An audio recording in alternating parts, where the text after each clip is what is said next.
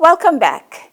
This week, the Japanese ambassador to PNG, with a small delegation from the Japanese embassy in Papua New Guinea, embarked on a tour to project sites in Enga province. These projects are aided by the government of Japan through grants and JICA and international partners. The delegation visited project sites in Warburg and Wapenamanda. Papua New Guinea has the largest land area, roughly 1.2 times the size of Japan, and a population of what many estimate between 8 to 10 million people. Among the Pacific Island countries, PNG is blessed with abundant mineral resources such as gold, copper and petroleum. In stark contrast, the transportation, power and energy infrastructures essential for a living base and economic activities are insufficient to meet the domestic demand. In the rural areas faced with problems such as a low literacy rate and high child mortality rate due to the overdevelopment and the influx of people into urban areas. The natural and living environments have worsened and forest resources are also declining in quantity and quality. This has resulted in the Japanese government through its embassy in PNG and its various grants and programs, including assistance from the Japan International Cooperation Agency or JICA, to focus on assistance to Papua New Guinea on 1. Strengthening the economic growth base, 2. Improve social services, 3. The environment and climate change, 4. Education, 5. Health, and 6. Infrastructure. This week, the Japanese ambassador to PNG, Nobuyuki Watanabe, and delegates from the Japanese embassy visited the Warburg and Wapenamanda districts in the Enga province to formally open and view the completed projects. The first stop was a 4-in-1 double-story classroom, which was officially opened on Wednesday, the 8th of February 2023, at Warburg Primary School in Enga Province by the Japanese ambassador to PNG, Nobuyuki Watanabe. The 4-in-1 classroom was built by the Japanese government through the Japanese Grant Assistance for Grassroots Human Security Projects. A rousing reception to welcome the Engan governor and the Japanese delegation at the Warburg Primary School in the heart of Warburg town. The school is over 40 years old and caters for 3,700 students from grade 3 to grade 8. The 4-in-1 classroom project was completed in the month of March last year, and the Japanese ambassador Watanabe was pleased that the classrooms have been in use for the past 8 months and caters to the shortage of classrooms. I have heard the Warburg Primary School is the largest primary school in Enga, but rapid increase in student enrollment has resulted in a shortage of classrooms, and students are forced to learn in an overcrowded environment. Therefore, I am pleased that the classrooms provided by Japan will contribute to improving the educational environment for the students.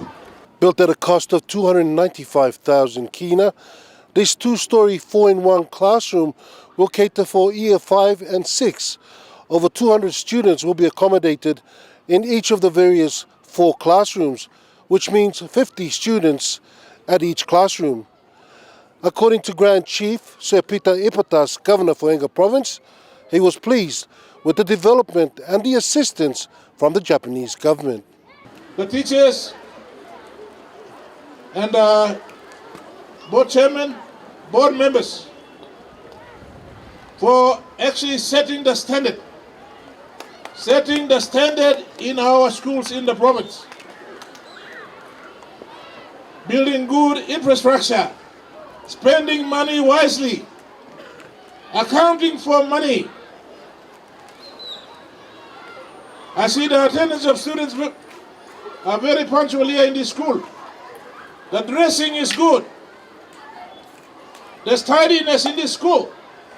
The Japanese government has been assisting local NGOs, primary schools, health institutions and LLGs with their self-help projects since 1989. For Warburg Primary School, these new classrooms mark a time of conducive learning in an adequate teaching environment. The Warburg Medical Storage area was also visited to see firsthand the essential cold chain equipment. In August 2021, the Japanese government gave approximately $3 million that will support Papua New Guineans' routine immunization and COVID-19 vaccination programs. These equipments, 84 long-term passive cold boxes and 300 mobile devices, were handed over by the government of Japan to the National Department of Health at a brief ceremony in 2021. Since that time, a further donation of 500 temperature sensors to monitor vaccination storage, temperature, and to ensure quality arrived a little later. Dr. Nei Mayothu of UNICEF gave the rundown on the long-term vaccine storage device. Yeah, so this one, we need to keep it frozen for 48 hours. After 48 hours, we try to wait until the optimal temperature is arrived. And there is a green bar. When we frozen it for 48 hours here, then take it out and we keep for half an hour and wait until the arrow show the green zone.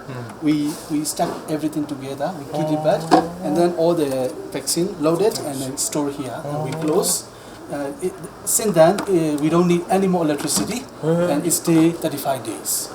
Cold chain equipment is a critical and essential element of immunization services that allow for the safe storage of vaccines to maintain quality and effectiveness and ensure optimal performance. They were able to procure these essential pieces of equipment that will greatly contribute toward preventing stockout of essential vaccines needed to protect children against deadly but preventable diseases and saving the lives of thousands of Papua New Guineans, especially children. The following day, the delegation visited Laigan Primary School in the Sauk Valley. In the past, the people living in the Sauk Valley found it difficult to access government services due to the difficulty in crossing rivers that have taken lives. In 2022, two steel bridges, the Tobga and Taya bridges, 4.1 meters wide and 39 meters long, were completed, making it easier for the people. Enga Governor Grand Chief Sir Peter Epitas urged his people to take care of the infrastructure. Ambassador belong Japan, he comes in down here when a team belong him. Investment, the work belong all of Papua New Guinea.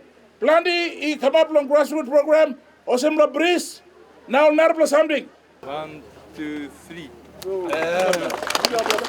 On Thursday, the 9th of February, the two bridges were officially opened symbolically at the Laigan Primary School. The Japanese ambassador to PNG, Nobuyuki Watanabe, expressed his delight in the completion of the bridges. And I'm very happy to be here for the handover ceremony of Topak Bridge, Daya Bridge.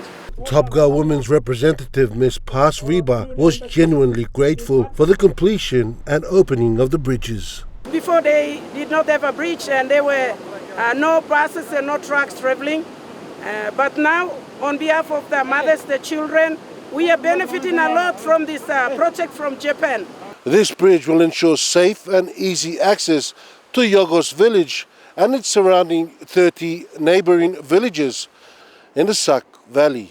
The delegation ended the tour of Warburg by returning to Port Moresby on Friday the 10th of February. The last visit was the Joyce Bay Sewage and Water Treatment Plant at Kila Kila in the Harbour Moresby South Electorate. We are working on bringing onto stream, including other major suburbs of Port Moresby, into the main line of Joyce Bay Water Treatment Plant.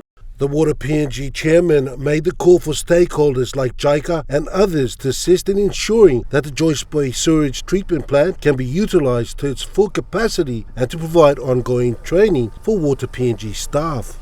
When the Japanese government supported Papua New Guinea with this project, they know the population will increase. So there is capacity here. JICA representative Masato Koinuma was pleased with the ongoing efforts of Water PNG. Water PNG is managing very well to sustain this facility and also the development of the sewage project. The 410 million kina facility was jointly funded by the government of Japan through its international development partner agency, Japanese International Cooperation Agency, and the government of Papua New Guinea. Joyce Bay Water and Sewage Plant Manager Nerus Kua spoke of the environmental impact to the marine life and surrounding communities the plant contributes to on a daily basis. We have ocean outflow sampling, so we sample the environment. And then that's part of the requirements we have with SEPA. So all our environmental testing since 2018 have been very, very good. So it has shown that the environment has really improved. There's no contamination from this plant. Actually, the results are very good, indicating a good, healthy marine life. With the Joyce Bay Water and Sewage Plant being the largest built to the highest international standards for wastewater treatment, and will further protect the Papuan coastline as a pristine maritime environment for generations to come.